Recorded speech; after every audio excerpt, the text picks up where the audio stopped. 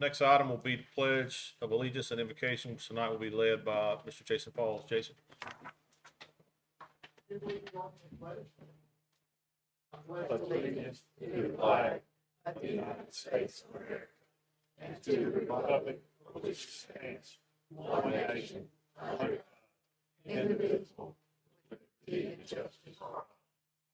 You join me in prayer, please. Dear Heavenly Father, we thank you for allowing us to be here tonight. God, I just ask for your guidance for those that will be speaking, those that will be deliberating. Just help them honor you in everything that they do. Thank you for those men and women that are willing to sacrifice their time, their efforts to serve our county, to serve as emergency responders, law enforcement. And God, I ask for a special, your hand on those in the military, those that have served in the past, those that are serving today. We ask all these things in your name. Amen. Amen. Next, we'll recognize any elected officials who may be present. All right, don't see any. Next, we'll recognize any veterans who are present. John. Let's start right here. Name, service. Veteran. Cindy Bailey, Air Force. Sherry Young. Art Gordon, Air Force. Your name and service.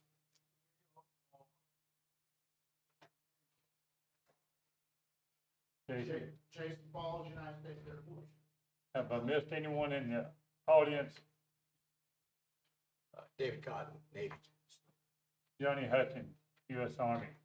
The one that stood up, does all of them have one of the county pins?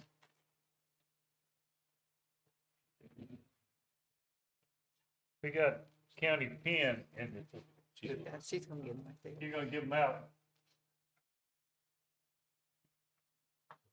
I'm waiting on a knee replacement. I'd get down there myself and give them out. Thank you all. Thank you for your service.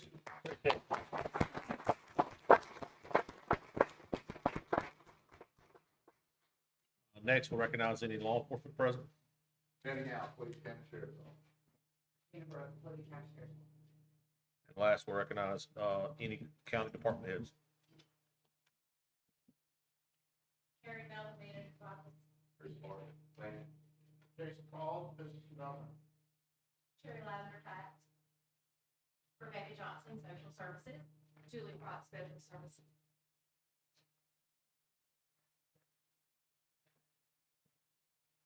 First item of business tonight is a motion to approve the proposed agenda. With that, Commission, before us is the proposed agenda. Do I hear a motion to approve? So moved. Second.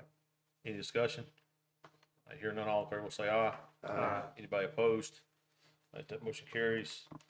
Next item is special recognition. We have a World War II veteran recognition, and I'll recognize Miss Julie Crotts.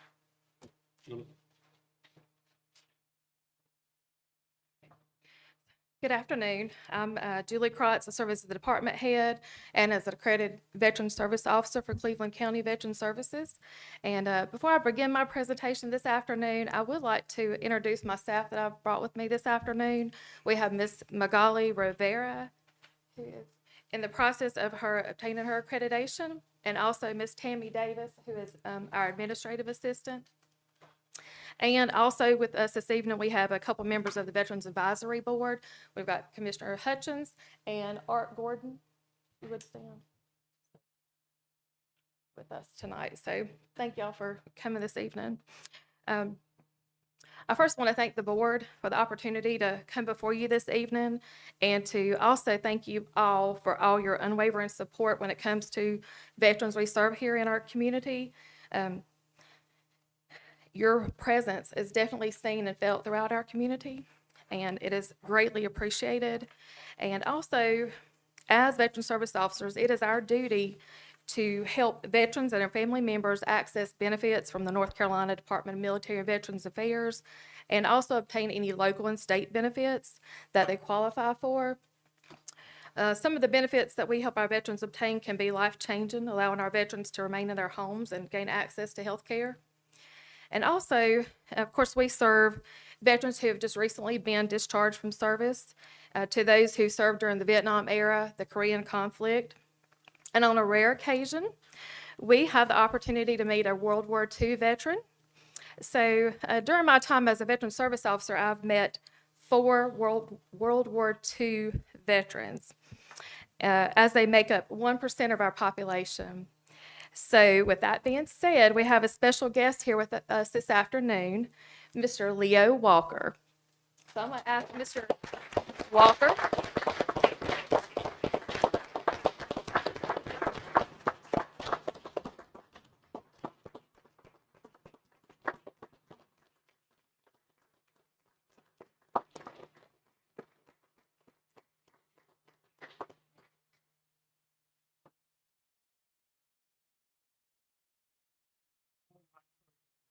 We're going to have you, if you would like, you can turn around and look at the audience here if you would like. We're going to use however you feel comfortable. And your family can come up here with you.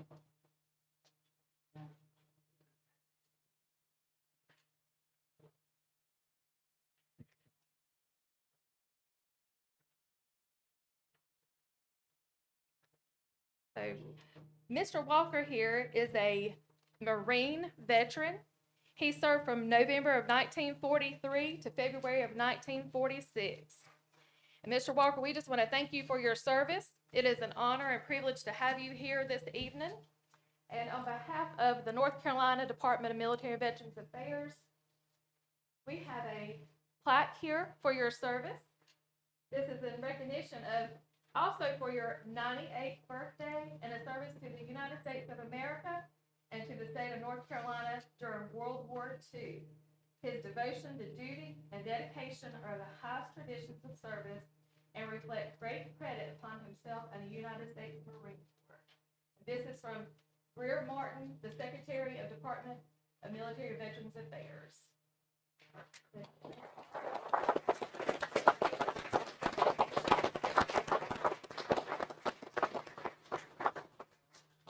That's not it. Miss Magali Rivera, we have a letter here from Governor Cooper that she's gonna read to you as well, okay? Dear Mr. Walker, I am delighted to offer congratulations on the celebration of your 98th birthday. Reaching such a milestone is quite a blessing and not without the challenges of life we all encounter. The wisdom and strength you have gathered has been passed from one generation to the next and is a priceless gift. I am grateful for your service to our country as a member of the United States Marine Corps. You served with honor, dignity, and pride, making you a true American hero and a member of the greatest generation. May you take pleasure in fond memories from the past and look forward to more of them in the future. With warm personal regards, I am very truly yours, Lloyd Cooper. Thank you, sir.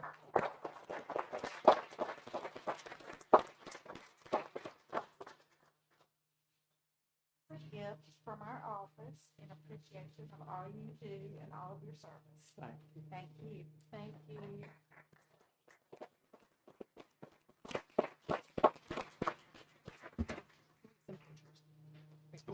Yeah.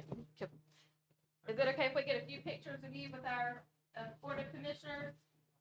Yes, all right. That's fine. If you want to sit down, sir, that will be fine. You want to sit down, or you can stand at whatever's best for you. Don't matter.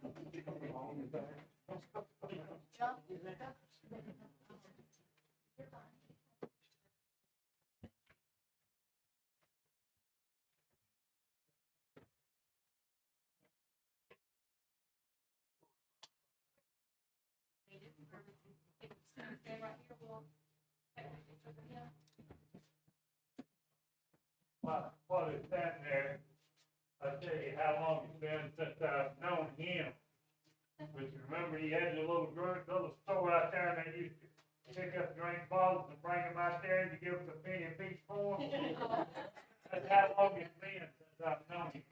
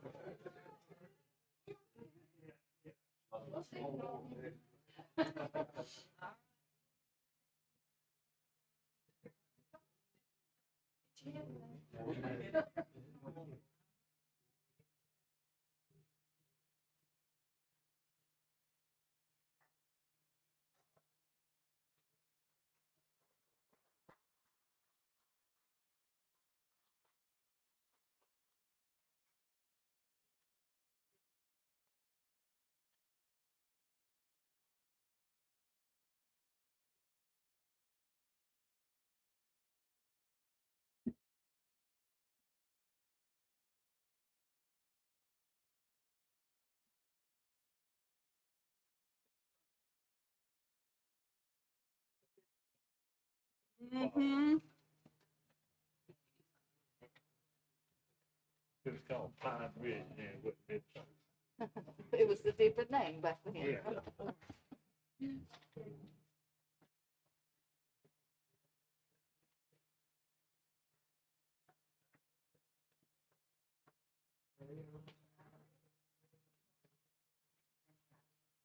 Here. Thank you.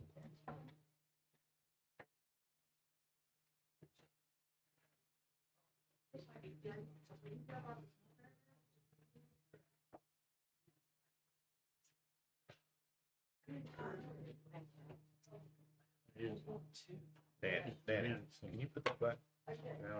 The podium. I forgot. I was like, thank you.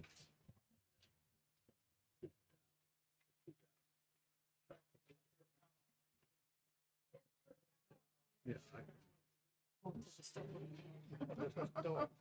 And give them drink water. Get to drink. Danny, is that ours? Yeah. Okay.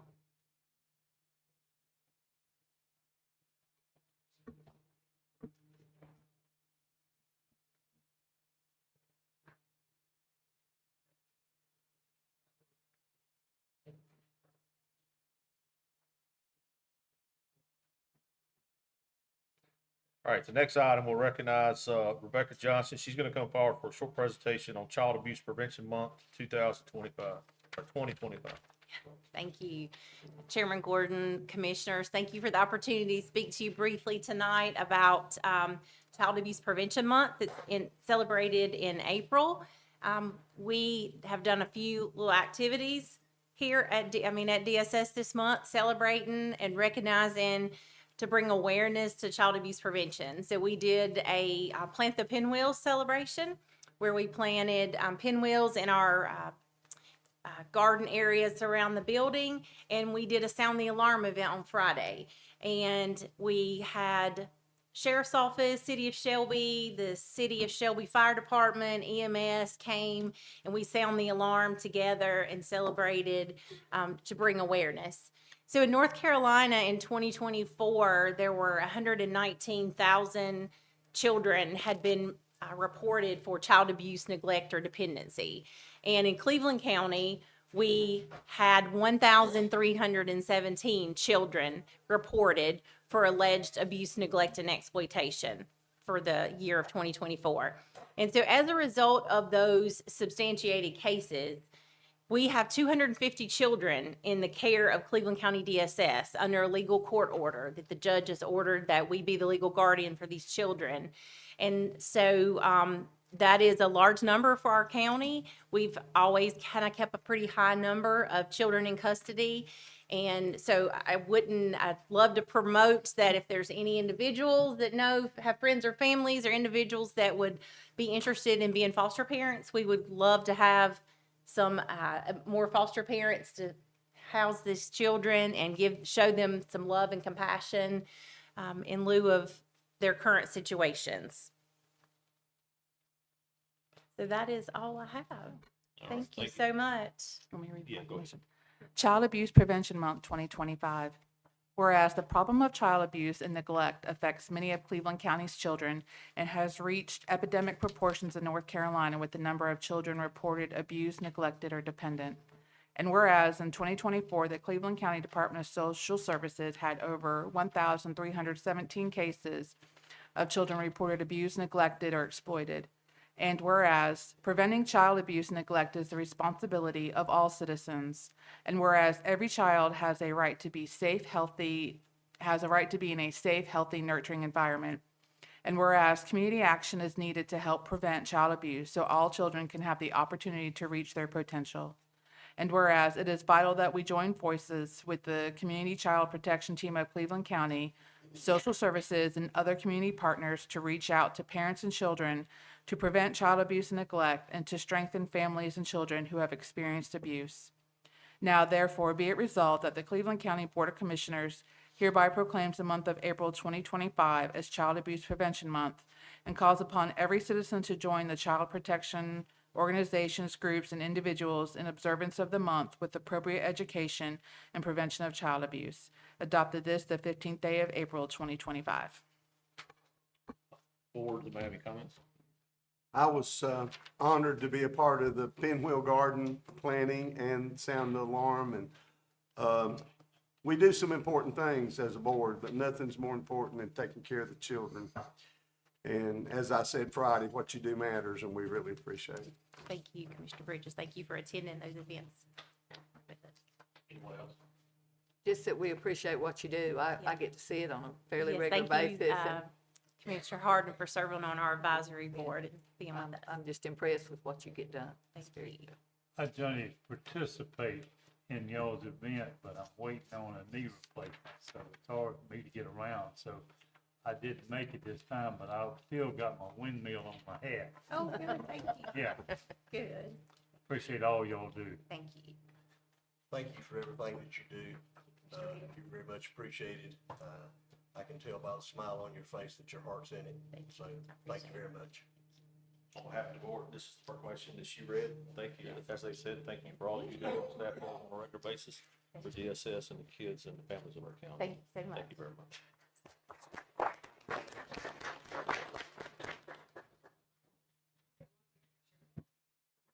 You want to stand back here for the, yeah, we can do that, and you can be in front. Yeah.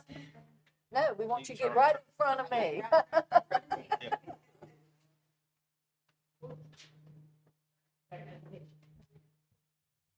Unless Phyllis tells you differently.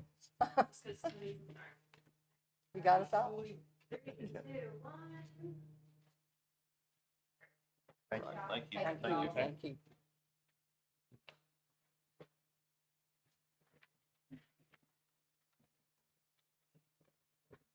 All right, next item on the agenda is public comment.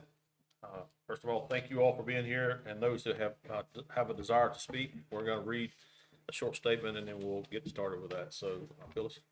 Yes, sir. The public comment portion of a Board of Commissioners meeting is an opportunity for persons wishing to appear before the board to do so.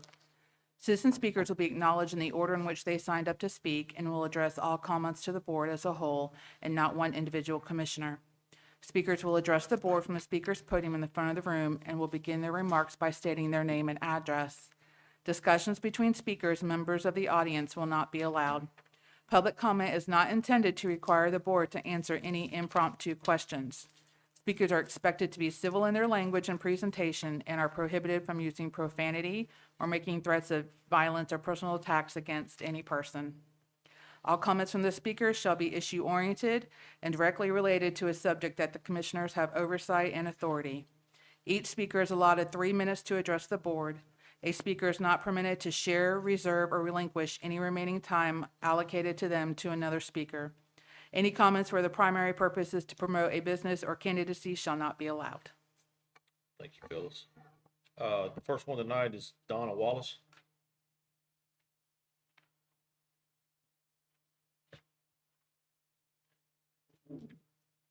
I think I was here at the last meeting. And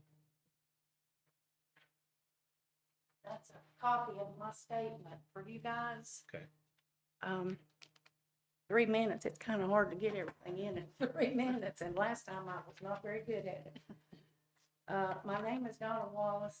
I've written the commission twice. Last year, I came to the very same building here to hand deliver letters. I received no response, no phone call, not an email, nothing. I spent my career as a public employee here in Cleveland County. I worked hard for a meager salary because I believed in giving back. I believe in the potential of young people in this community. I believe that if you pour it into them, teach them well, treat them with dignity, help them grow, then they'll carry that forward. That was my service. That was my investment in Cleveland County.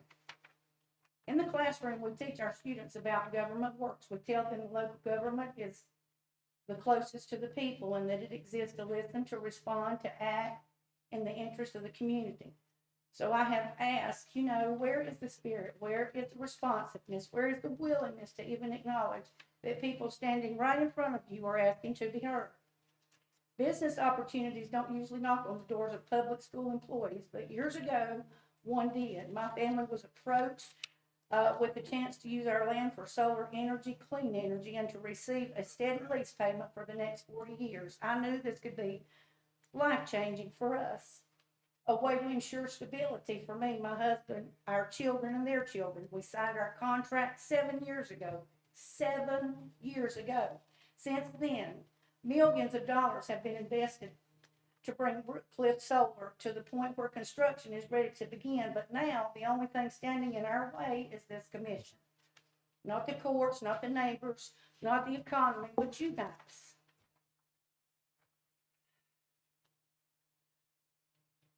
Did you know that a Raleigh law firm is being paid $400 an hour to fight against this, to fight against a lawful business that would bring income and opportunity to Cleveland County landowners? Does that sound like good stewardship of taxpayer money? Each of you stood for an election and told people of this county that you would support business, you'd protect private property rights, you'd work for us. But if the commission continues to appeal against Brookcliff Solar, then those promises are just empty words. I raised my children here. They live and they work here. And if you do not vote to drop this case, my family and several others will lose out on a rare and meaningful opportunity for financial security for decades to come. What message does this send to the next generation? That hard work doesn't matter, that we can follow every rule, invest in our land, and still be blocked by our own government. I'm urging you to do the right thing. Listen to us. Respect our rights. Respect our futures. Vote to drop the appeal against Brookcliff Solar, please. Thank you, ma'am. Thank you. Next is William Wallace.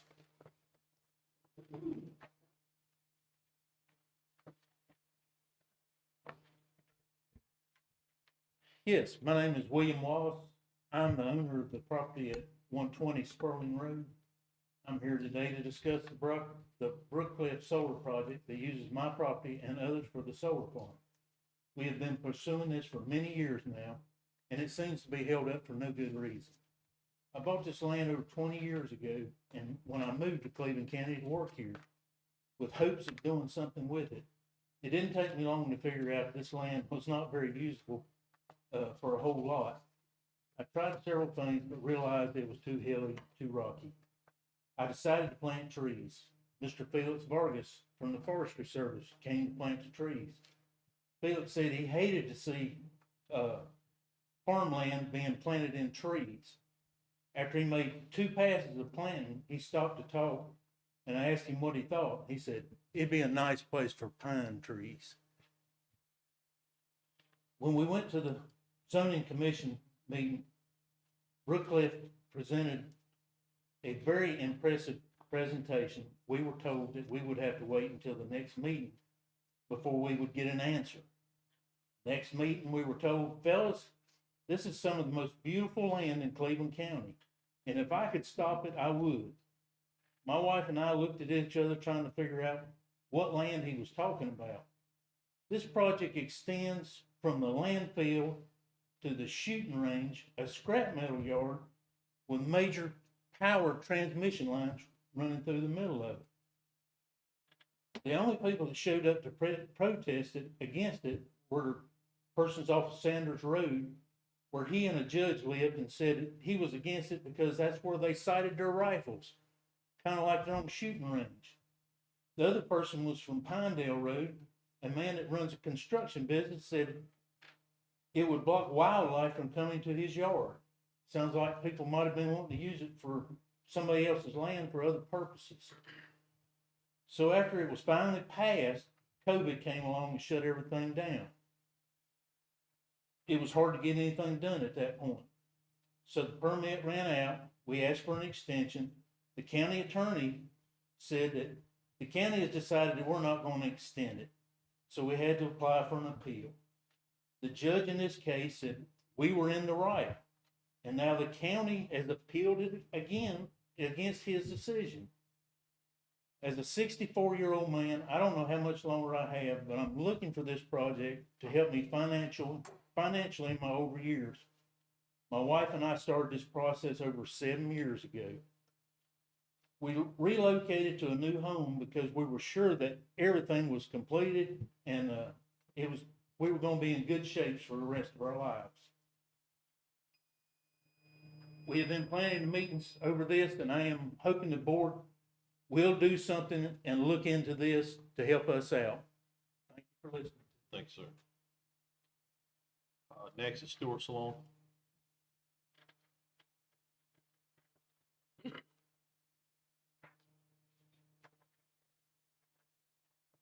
Good evening. I'm Stuart Sloan. I live at 1920 New Prospect Church Road, and I too would like to speak about the Brookcliff Solar Project. I came and spoke last month's at last month's meeting, and I shared a bit of information about what we had been through and how we got to where we are to this point.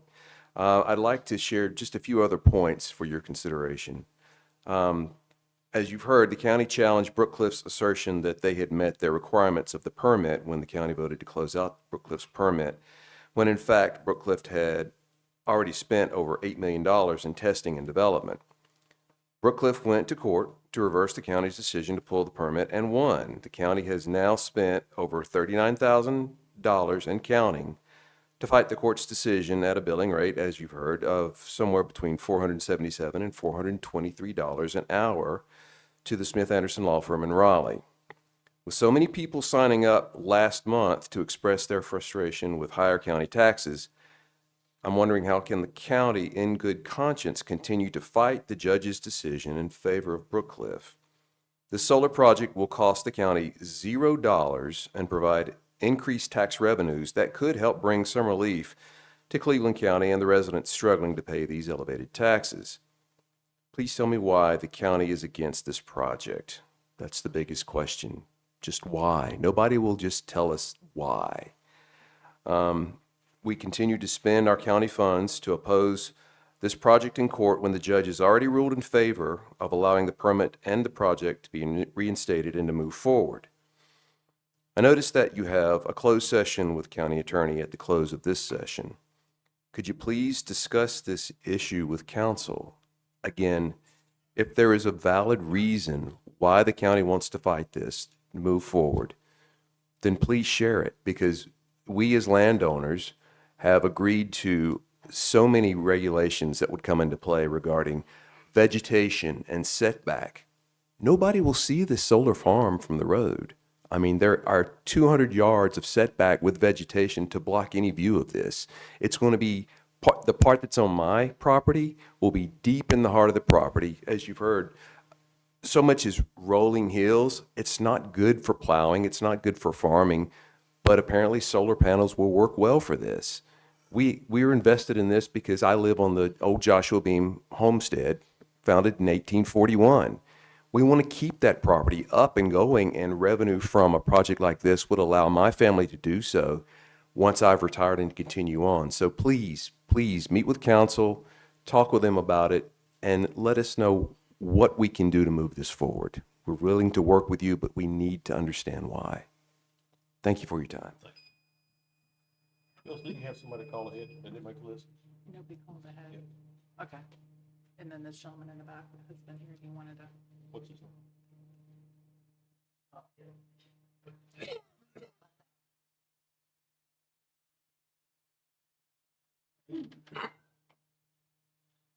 Good evening. My name is Ben Stockdale.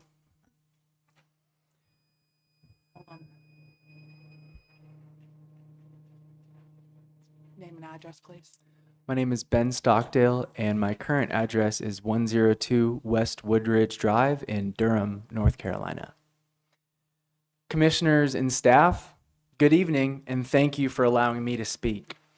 My name is Ben Stockdale, and I grew up down the road in Polk County. I visited Cleveland County countless times, usually to Crest High School to get whooped in basketball, but also to the Sunset Drive-In when it was still in business. This place and these foothills shaped me. I've built a career now developing solar farms across the Southeast, but no project means more to me than Brookcliff Solar, because it's in the region that I call my home.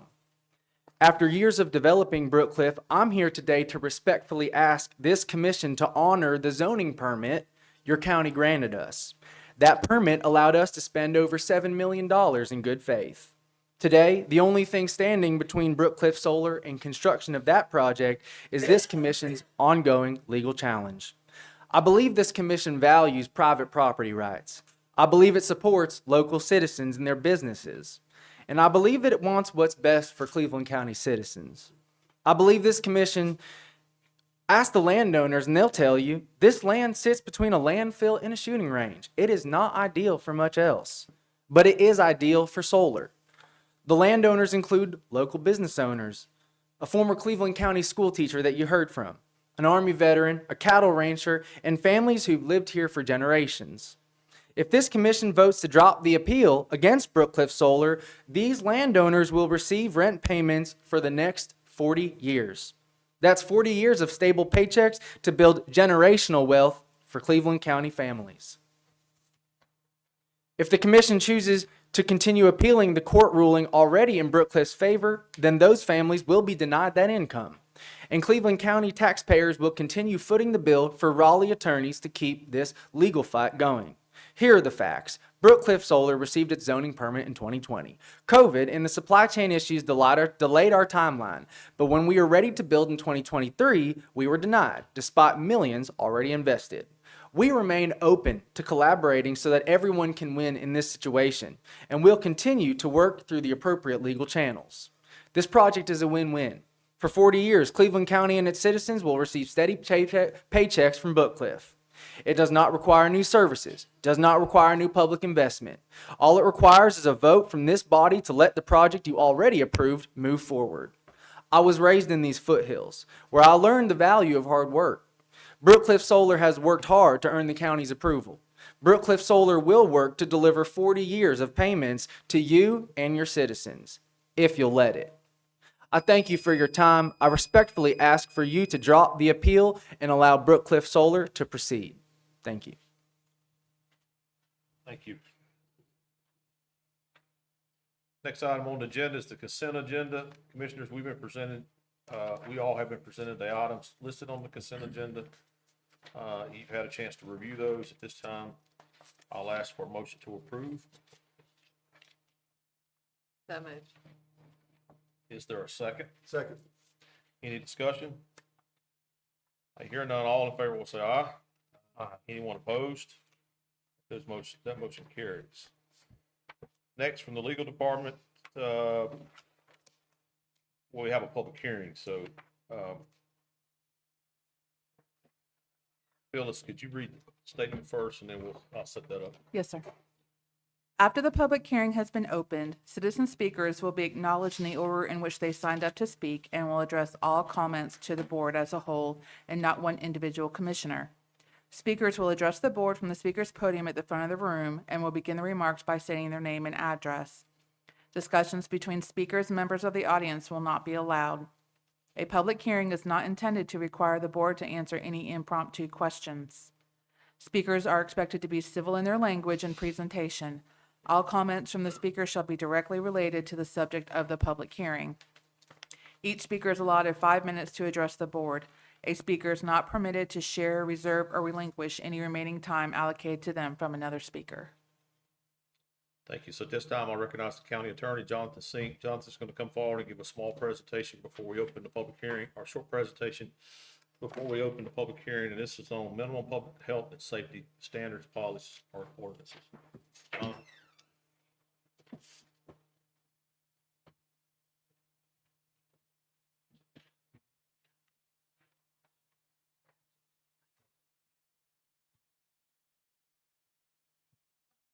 Mr. Chairman, members of the board, thank you for the time this evening. This has been quite the project. I do not anymore have Facebook, but I've heard there's a lot of things floating around on Facebook that are not true, and I want to help clear those up, what is and what is not true. But this is our action item for this evening. This is our public hearing. I want to go over just from a bird's eye view what this work entailed, because it's important for you all and frankly the public to know that about 75 to 80% of this work that you see before you on a screen in 6-7 slides versus 24 pages that we've tried to dumb down to 6-7 slides really was more of a cleanup than anything, a cleanup of our existing ordinances.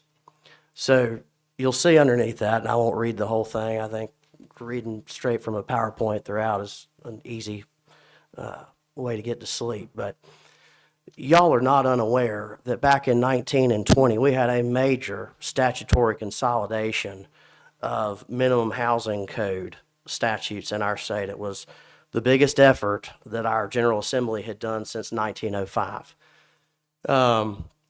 Part of that was a consolidation, the thrust of it was a consolidation of Chapter 160D of our existing North Carolina general statutes. A lot of 153A provisions were all lumped into 160D, which impacts both counties and municipalities.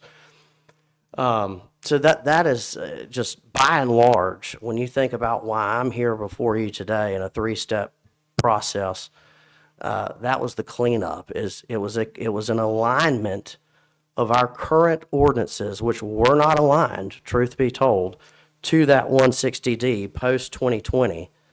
The way things are laid out, codified in state statute today, I am aligning for the board's consideration by and large more than anything today, and we'll go into every piece of this, our ordinances with what is good law on the books today.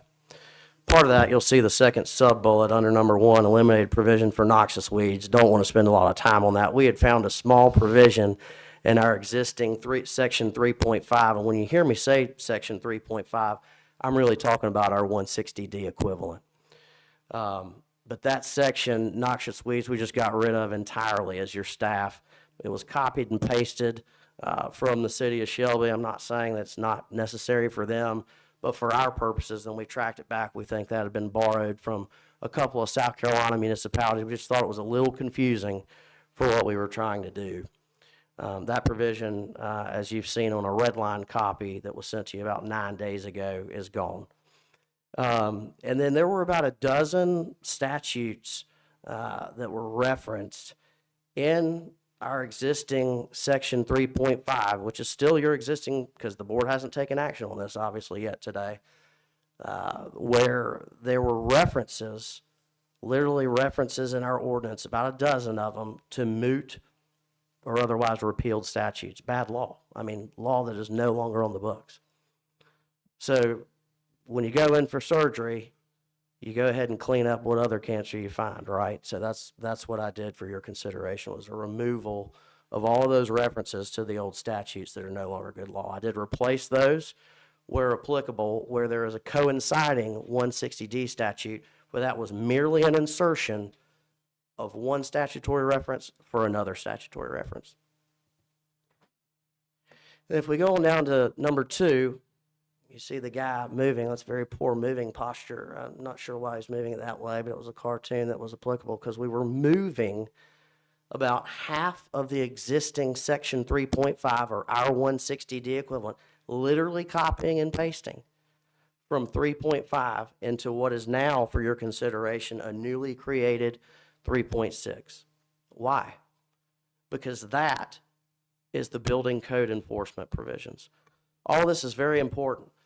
If you take, for example, something that's under our 160D equivalent, and you try to go at, like, for example, we've got a lot of stuff that deals with premises, a premises here, contiguous property outside of the dwelling itself, outside of the building in which is inhabited.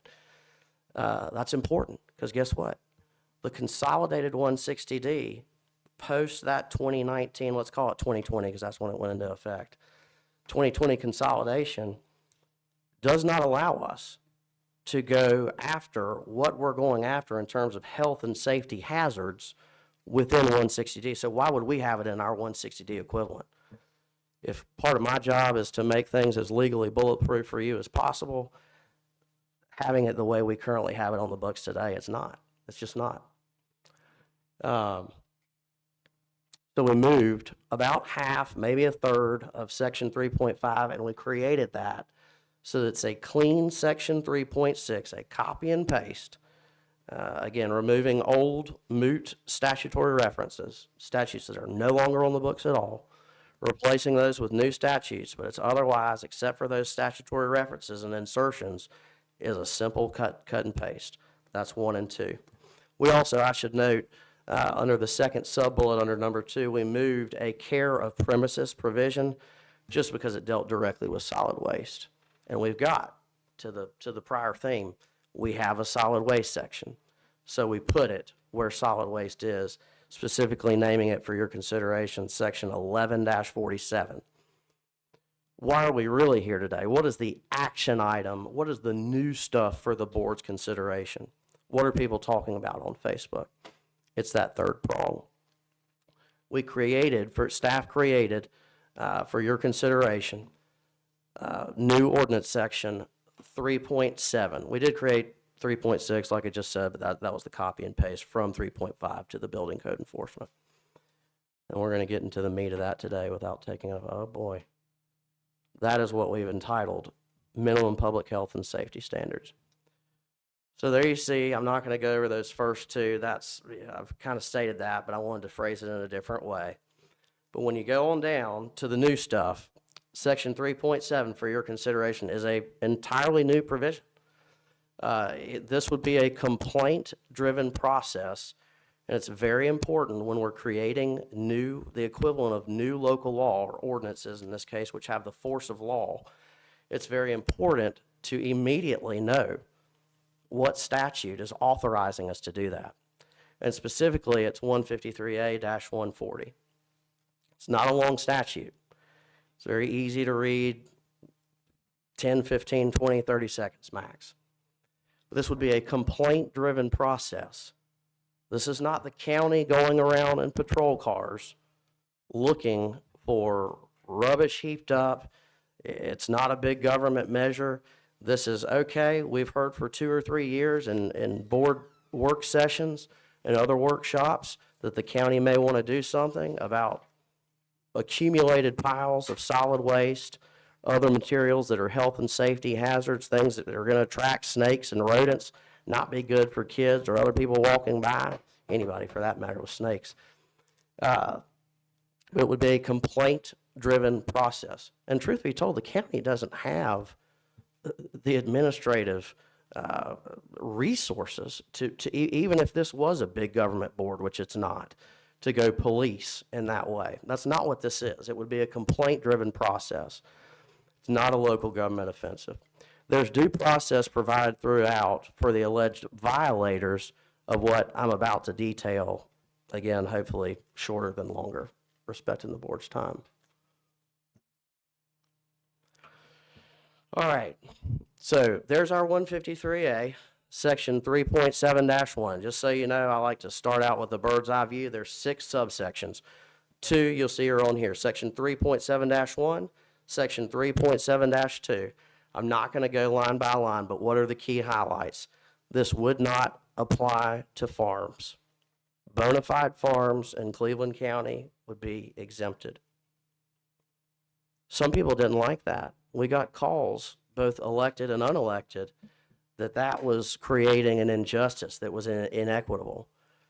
The problem with that logic is that the statute itself, in the very last sentence, the first clause of that sentence is, this section shall not apply to bona fide farms. So that's not something we just made up for fun for your consideration. It would also not apply to grasses and other vegetative growth that have been reasonably maintained. What's reasonably maintained? It's a reasonable person standard. We had, for the board's consideration over time, over the last few years, there's been talk of 12 inches, 15 inches, 18 inches. But with a complaint-driven process, we believe you know it when you see it. Again, this is not going to be a government offensive to go out and find people who have not cut their grass. That's not what this is. What would it apply to? We just went over what it would not apply to, but what would this new section 3.7 apply to? Number one, I think of it in terms of a mathematical equation. That's just how my brain works. But it's properties with dwellings located on them. Dwellings, entailing, inherently that they could be they're intended for living in, they're intended to be inhabited. Located within the county's jurisdiction, on which solid waste and other materials have been allowed to accumulate. There's a very long list of those items that I just call junk included in the materials from about 9-10 days ago that we redlined for your review at your leisure, at your convenience. Here's the kicker though.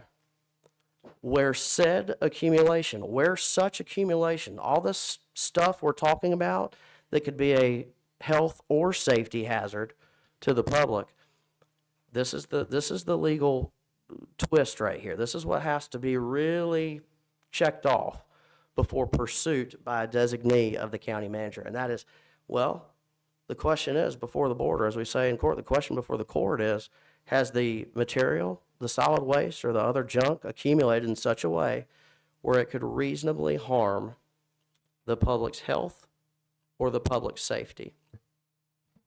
That's the first subsection. It's important because we're telling you, we're telling the public, being very transparent, here's what's inbounds, here's what's out of bounds, all under our 153A-140 umbrella. Subsection 2, that's 3.7-2, enforcement. Got to have an enforcement piece if it's going to get done, and that's been an administrative issue with past boards and past years. Just talk about not having the teeth to get this done. Well, here it is.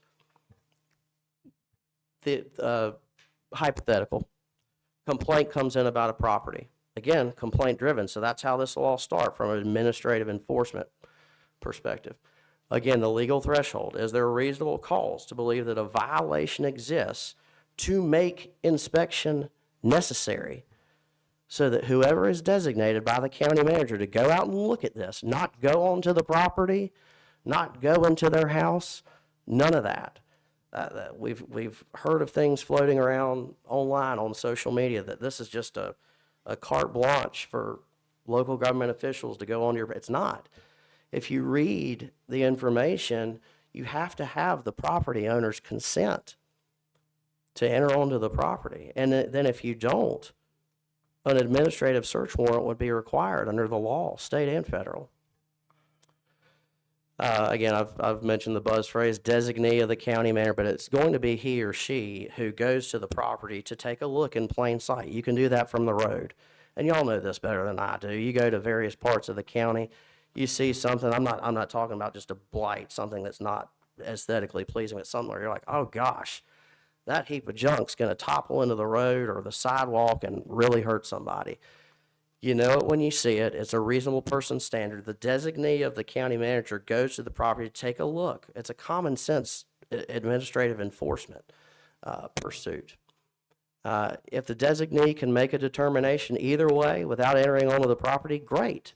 They do so, and then they hop to the next subsection we're going to go over. But if they can't, then they've got to get consent. A lot of times it's not going to be necessary to go onto the property. But if they can't, that's the owner's consent that I was talking about. That's voluntary permission. Nobody's just going on there to search without the owner's permission, or, very last part, 10 or so words, secure an administrative search warrant to search the property. Couple more slides, and I promise we'll wrap up, and you can pepper me with questions. Notice of alleged violation. The county attorney would then send, again, this is all draft stuff for your consideration and approval or shoot down, but the county attorney would then send written notice to the property owner that the county has determined that his or her property is in violation of the very first subsection we went over, all that stuff that the county has deemed, hey, this is a health and safety hazard, all this stuff accumulating. Notice goes out from the county attorney. Since I'm the current county attorney, would have to include a brief articulation as to how that violation existed as the county sees it. We would have to clarify, the property owner's rights. They'd have 10 calendar days. And for me, calendar versus public's a big deal. Specifying that, just saying days, 16th year of practice, whatever it's been, 15th year. I really like that in there because are we talking, does it include weekends? Does it not include weekends? Is it business days? So you'll see that throughout. But they have, the letter from the county attorney is telling the property owner, the alleged violator, that they would have 10 calendar days to abate the violation. Included in that would also, because, most people don't just inherently know, oh, well, then what do I do? So we would be informing the property owner of the right to an administrative appeal that would likely be within this building by the county manager or a designee of the county manager. And then ultimately, again, going straight back to the statute, as 153A contemplates, they could go to a general court of justice. Now, the statute doesn't say district court or superior court. That's up to the appellant, but there is a provision in here about chronic violators. And a chronic violator would be defined as somebody who within the last calendar year, they have gotten 3 different written notices about the violations. And if that is the case, if it is just a perpetual offender, so to speak, then the county would be able to go in and abate the issue itself without further notice. Please pay attention to the last part of what I said. The county would be able to abate the issue, not just go in and just, go inside the house. We're not entering the house. This stuff doesn't deal with the inside of the house at all. But the county in that sole instance, and I don't think we have very many on the books today of chronic offender. We have some. But the county would be able to immediately abate the issue. Due process, by definition, is notice and a right to be heard. After 3 written notices, let's go. Let's clean this up because it's a safety and health hazard. Let's talk about the hearing. Last subsection, right to hearing. There's the 10 calendar days. So the alleged violator has 10 calendar days from a receipt of the county attorney's letter to request that hearing before the county manager or a designee thereof. That hearing's got to happen within 5 business days. We're trying to make this, doable, plausible, from receiving the request for the hearing. And then that decision must be issued, the final administrative decision of the county. We would have 3 business days to issue that. And then, they always retain that right, even through the final administrative decision, to take an appeal to court. When it comes to the actual abatement, first of the 2 subsections you see on the slide, we would be going after the actual cost of the abatement. Nobody's making money on this. If taxpayer dollars are used to go clean up the minimal, health or safety hazard that has been deemed and through the administrative process to finality, a health or safety hazard, we could do it. We could hire a third party to do it. But this contemplates actual costs. Nobody's making money on that. And then, this again is tied directly to the 153A-140 statute that is good law and still in the books, our baseline statute for this whole discussion, that the charges, we would recoup the charges, we would recoup those costs just as we would unpaid taxes, same process.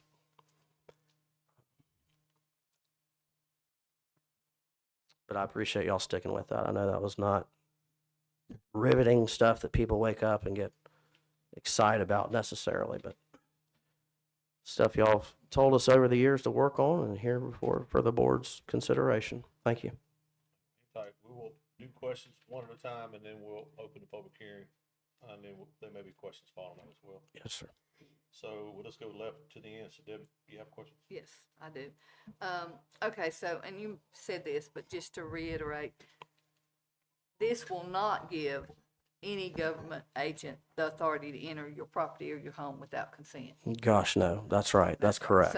So somebody has to give you permission, and if you come to my house and I say, you can't come on my property, then if you're the code enforcement, then you could go get an administrative warrant, but you also have to prove that there's a reason for that. warrant. That's right, and as of that moment, you'd have to leave. You'd have to leave the, Leave right as leave it the said property. Yes, ma'am.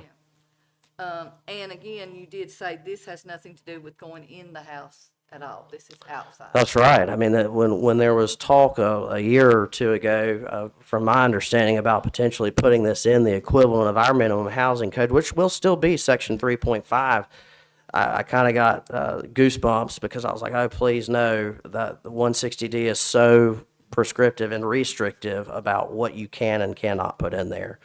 And so the inside stuff, you can think 160D all day long. 153A-140, that's when you think exterior health and safety hazards.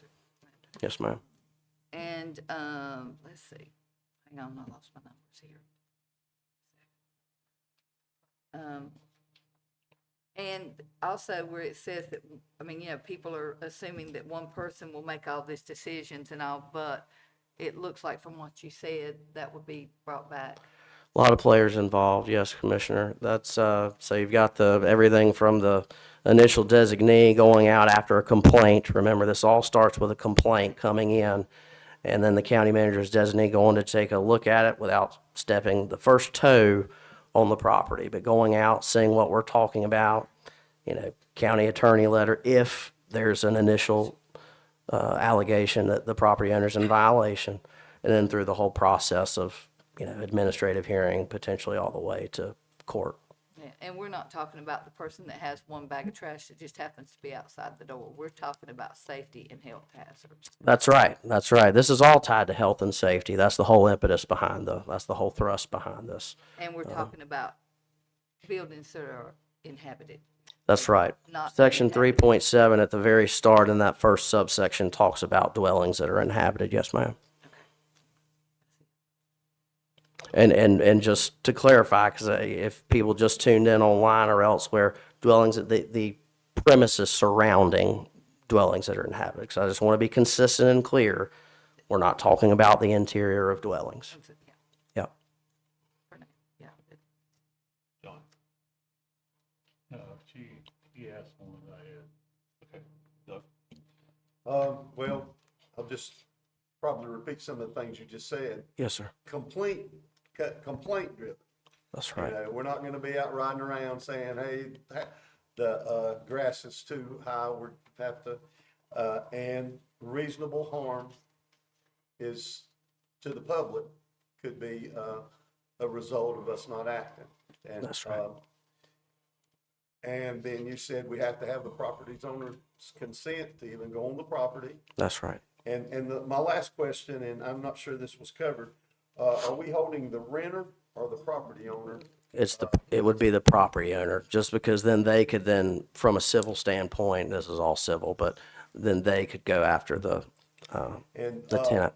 I'll just say I have had quite a few first responders, especially firemen, call me and tell me that, you know, they'd had to fight a fire standing in feces and sewage, and that would be complaint driven. That's right. Yes, sir. Yes, Commissioner. That's all the questions I have. Well, thank you. Tony? Yeah, I have one, most of them have been covered. Yes, sir. I'm still a little bit gray on, what determines from a roadside view, you know, I'm a code enforcement agent, and I'm Yeah. looking at the roadside. What determines the next step in attempting to get a warrant to enter that person's home? Well, the warrant to enter the person's home would only come after permission had been sought and denied. Yes, sir. Yes, sir. Yeah, we'll always ask first if it would be okay to go around the premise. Again, nobody's going in the home. This is I hope if I've been clear about anything, I just want to be clear about that. So the exterior of the premises, it would require property owner consent to go on thereon, or, and I think this is part two of what Commissioner Bridges was saying, is, or if you know, what's being seen in plain sight is, there is a heap of junk, you know, I'm oversimplifying, but this health and safety apparent hazard is plain to the eyes, and I do not have that permission. I do not have the property owner's consent. It's then that the only other way would be to seek out that administrative warrant to search. Yes, sir. Thank you, sir. You good? Any other questions at this point? All right, Jonathan, thank you. If you'll hang tight, Thank I'm y'all. sure there'll be more. Sure. So at this point, I'll declare the public hearing open. And we have 3 that signed up to speak. So first I'll recognize Mr. Horde, Dwayne Horde.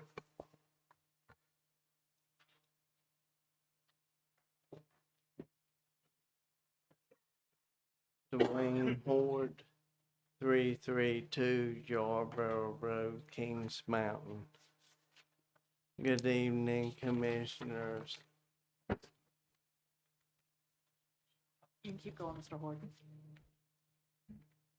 Tonight, I'm here representing a group of citizens who are concerned about the legality and the process behind the ordinances.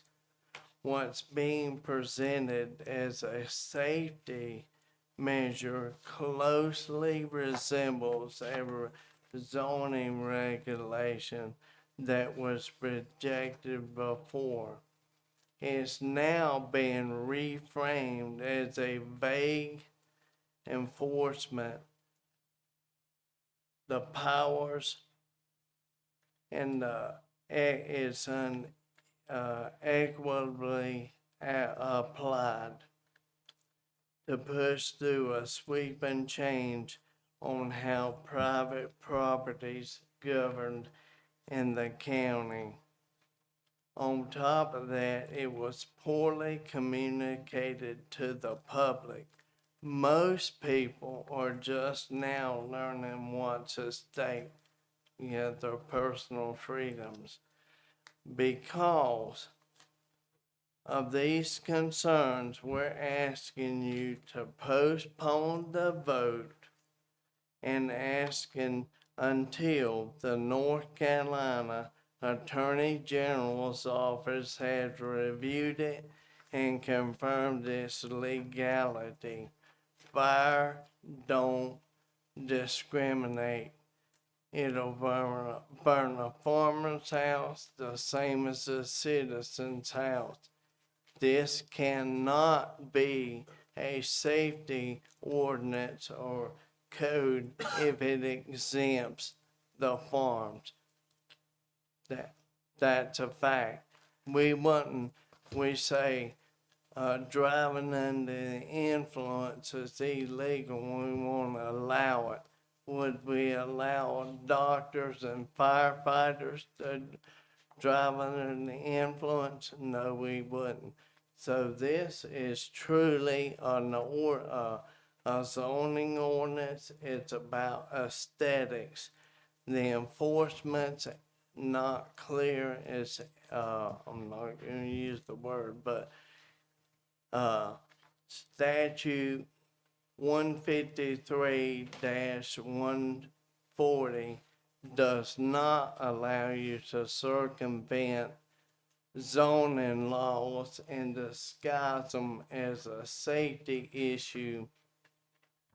If you guys proceed with this action, we are prepared to request a review ourselves from the North Carolina Attorney General's office. Since I have a little more time, I want to speak a little more. I know the public safety standards are not talking about going inside the house, but your building code, if you read it, it's going to say every room the freedom to go wherever they want and bring whoever they seem fit in. We know when we get complaint-driven stuff, I've seen it happen right here. Things that are not true, our commissioners attack from citizens with untrue statements. This will be abused, and I don't believe that the State Attorney General's office will allow you to move forward with this as it's written. I think that's enough. Thank y'all for your time. I've put most of this in writing to you with great detail. I'll continue to do that if it helps. Thank you. Thank you, sir. Next is Frank Cromer.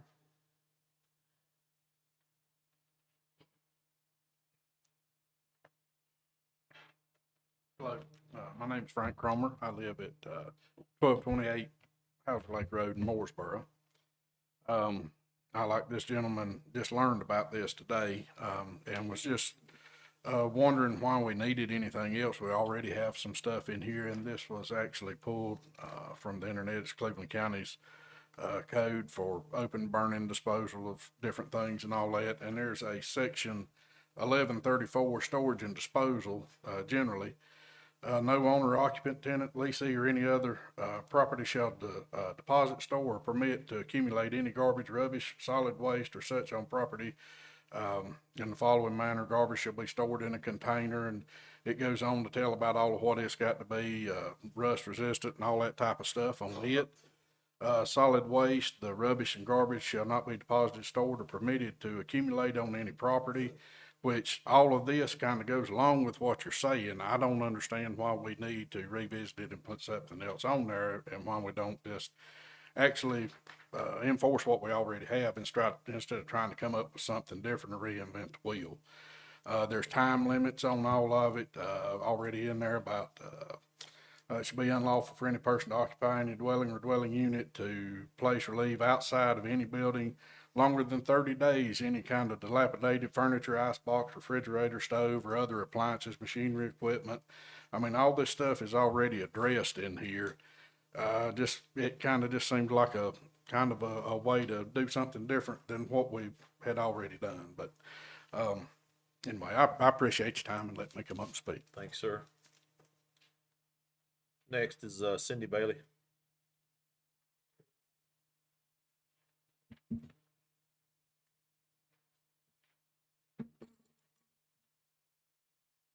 Good evening. My name is Cindy Bailey. I live at 2546 Shoal Creek Church Road. And I want to thank you very much for your service and serving on the board. This issue was just brought to my attention today. I got a phone call and I looked on Facebook and saw what was being put out there on Facebook. And so I was a little bit concerned. And so today I did call my county commissioner. I just wanted to know what was really going on. He was very good in explaining it to me. And so I was going to come up here tonight and ask that you would give it some time and make sure that it gets out to everyone, because your constituents are the one who needs to know that this is happening. And you need to speak with your constituents so that they know that you're not going to, because they're afraid of socialism. That's what they're afraid of. And that's always our concern. And that's what it kind of sounds like to everyone. So I feel like you should take a little bit more time, maybe talk to your constituents more, and affirm to them that that's not the direction that you are moving our county into, that we are who we are. I did take a look at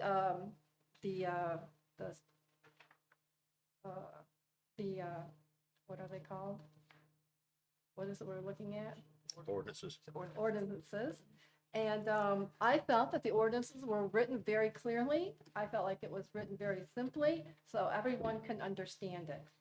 I do like the fact that it was brought up tonight that it's complaint driven, because that's what everyone's concerned of, that you're going to go inspect every single person's property and make sure their grass isn't too high.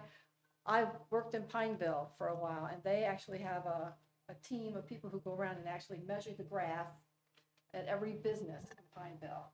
If it's more than 2 inches high, they get a letter. So I feel very good about the way the ordinances are written. I feel like everyone should be able to live in their home with peace. And they shouldn't have to smell other people's garbage. They shouldn't have to see other people's garbage. But I also don't think that we need to make criminals out of anybody either. So I do feel that you need a venue, and this is your venue, to be able to attend to those complaints that you get. Whereas today what I heard was that you don't have a venue to go through for those complaints, and you can tell the people, I'm sorry, but there's nothing I can do. So that's how I feel about this tonight, and I thank you very much. Thank you, Cindy.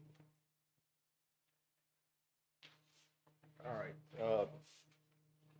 Jonathan, anything you'd like to add?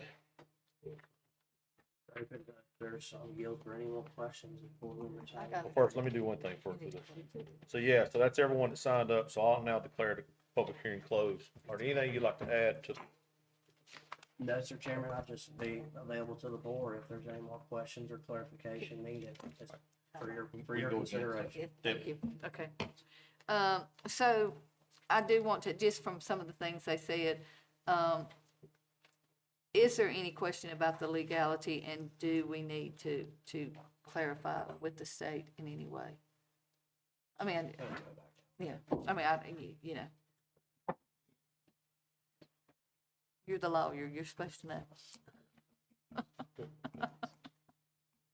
That's right, and I certainly would not bring something before this board without legally vetting it and aligning it with a statute that's on the books and that's good law today. So I believe it is legally bulletproof, as anything's going to be legally bulletproof as possible.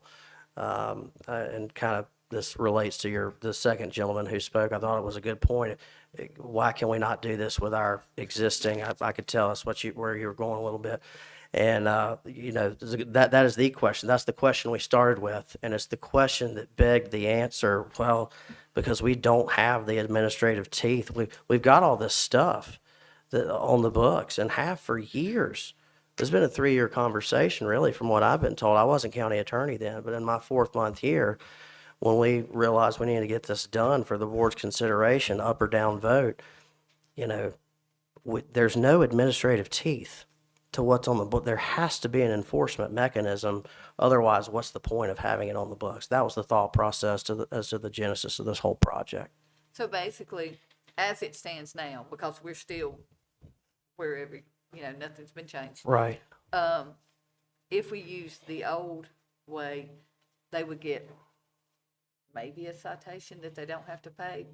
That was the process? There have been citations and what I would call mean letters from the county attorney, and absent, you know, teeth beyond that, we just haven't been able to.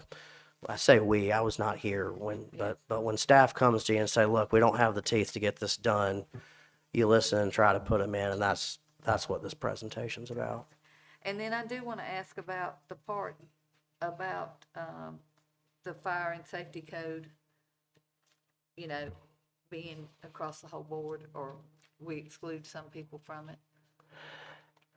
Is that So the only exceptions as to who this would not apply to, are you talking about just who would be able to come onto your property? No, I'm Without- talking about where Mr. Hoard brought up the fact about if there's a fire somewhere, if it's on a farmer's property versus, or there's a code violation versus, you know, that it doesn't discriminate between farmers, it doesn't discriminate against, you know, I'm not saying we should, but I'm just trying to figure that out. Well, I think if there's a minimum housing code violation, that's going to apply to anybody, right? This is not that. This is expressly not in the minimum housing code and on purpose for the former 160D discussion we had earlier. And that's because this is a totally different section of North Carolina law. It's 153A-140, and it really does go to the heart of public health and safety. And again, I just want to reinforce the fact that we really didn't change. I shouldn't say we didn't change it. You moved parts of our current ordinances to where we could have teeth in it into different sections, and we got rid of some of the things that had been repealed and all, but we really did not come up with a whole bunch of new ordinances. I would say that's mostly correct. I would say that Section 3.7 is a brand-new draft ordinance for the board consideration. I want to be clear about that, but it's, in terms of we've got Section 3.5, Section 3.6, and Section 3.7. 3.5, 3.6, the same. Organized properly so that they can be more, you know, legally bulletproof, so to speak. But Section 3.7, totally new section, really the thrust of the action item for the board's consideration. And that's to give it teeth. That's exactly right.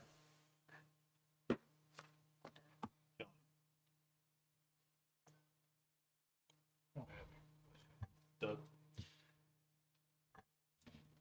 Are you ready for a motion? or we let's just get go- through everybody first if there's any questions. Okay, well, I would just say that, our major responsibility is the safety of our children and our citizens.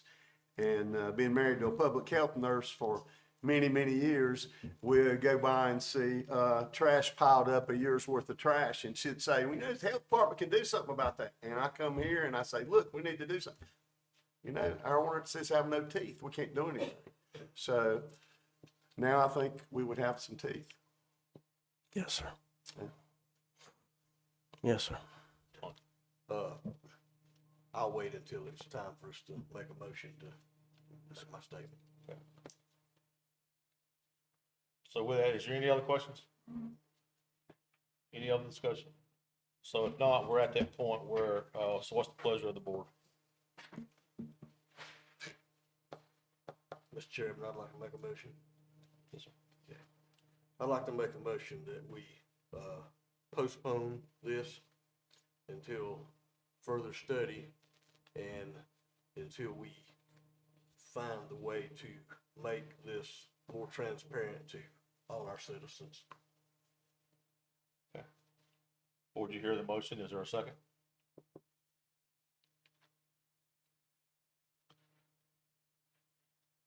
Is there a second? All right, so that motion dies. Is there any other interest of the board? Well, since I feel like we do have a responsibility to the children and the citizens in general, and this is something we've talked about for 6 or 7 years, I would make the motion that we approve. Your motion is to approve as presented. As presented. Is there a second to that motion? I'll second it. All right, so there's been a motion to approve as presented, and now we have a second. Is there any additional discussion?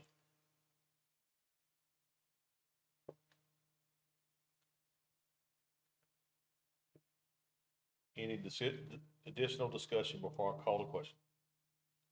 All right. All those in favor will say aye. Aye. Anyone opposed? No. All right, that motion carries 4-1. All right. Next item on the agenda is a closed session. Actually, there's 2 items tonight, so I'll read this twice. A closed session pursuant to North Carolina General Statute 143-318.11A3 is to consult with the attorney employed or retained by the public body in order to preserve attorney-client privilege between the attorney and the public body, where privilege is hereby acknowledged. The public body may consider and give instructions to the attorney concerning the handling or settlement of a claim, judicial action, mediation, arbitration, or administrative procedures. While in closed session, the board will also entertain or also discuss an item that would fall under closed session pursuant to North Carolina General Statute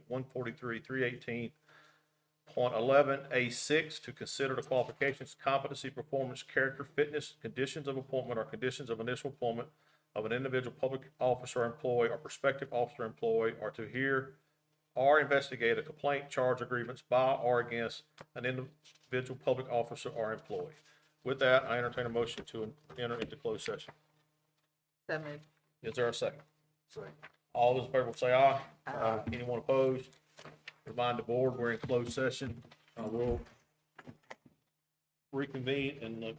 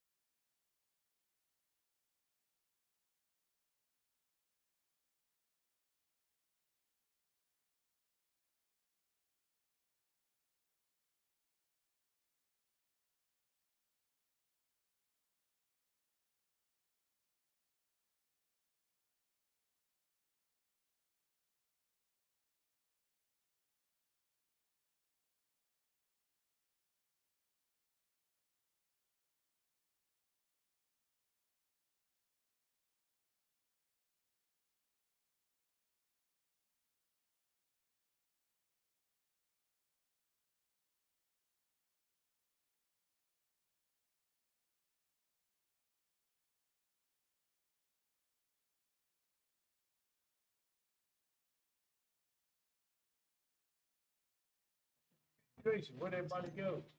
Nobody wanted to wait till we got done, did they? All right, Madam Clerk, if you let the record show, we're back, the board's back in open session. As we noted, when we went into closed session, we had two items in closed session under two different statute references. So under 143.318.11A3, the county, Board of Commissioners met and discussed with county staff and gave county staff direction to the manager and the attorney.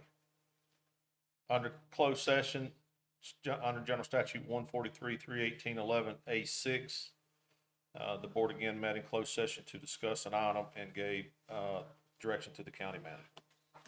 With that, that brings us to the end of the agenda. Any commissioners have anything they'd like to talk about or report out? Hearing none, remember that, make a note that the board will meet, the next scheduled meeting of the Board of Commissioners is Tuesday, May 6th, 2025, 6 p.m. here in the Commissioners' Chambers. So that brings us to the end of the agenda. I will entertain a motion to adjourn. May I make a statement before that? Yes, sir. Okay, I'm getting my new knee replacement on the 28th. So I don't know how I'm gonna be getting around for the next meeting or some of the things that we got going. So what I'll do, if I'm able to get out and go, I'll call you and let you know. If I need to, I can check in my phone or pick up. We'll see if we can do, we'll check on the Zoom. Yeah. Okay. All right, thank you. Or we'll wheel you in here. Good luck. We'll take care of it. That might be possible. All right, so the meeting is May 6th, 2025, 6 p.m. here in the Commissioners' Chambers. With that, anybody else before we adjourn? All right, so if not, let's, I need a motion to adjourn. So moved. Is there a second? Second. All right. I don't guess y'all want to discuss that. All right, all in favor will say aye. Aye. Anybody opposed? All right, we're adjourned.